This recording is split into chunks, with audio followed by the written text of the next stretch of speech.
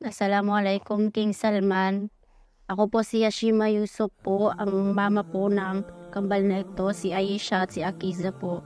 Humihingi po ako sa inyo ng tulong para mapaoperahan po yung anak ko dahil po hirap na hirap na po ako sa pag-aalaga sa kanila. Sumasakit na din po yung mga katawan ko. Yung asawa ko po, tricycle driver lang.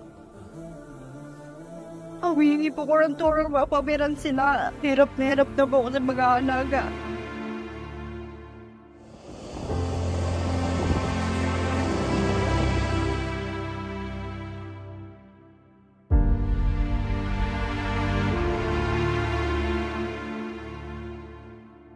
I'm super happy, very happy to hear that. Good news. That's my always dream that one day they gonna separated.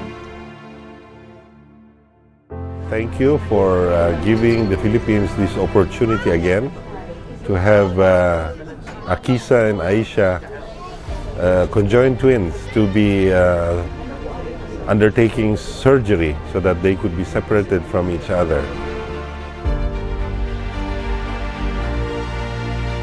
It's a great privilege to be here this afternoon to attend this very meaningful and humanitarian gesture by the Kingdom of Saudi Arabia, especially to the from the King Salman Foundation, whom the Philippine Red Cross and I have been working with personally so many years. 20 years ago to the day, we also got conjoined twins. I got them from the province of Masbate and brought here.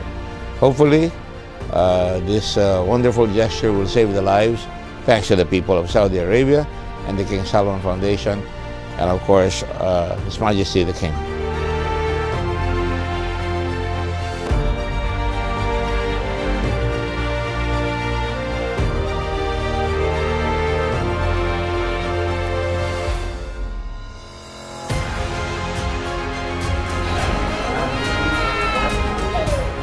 في غرفة العمليات في مستشفى الملك عبد الله التخصصي للأطفال بوزارة الحرس الوطني على بداية المرحلة الأولى لفصل التوأم السيامي الفلبيني أكيزا وعائشة. هذه العملية رقم 61 في سلسلة برنامج سعودي حافل للتوائم الملتصقة.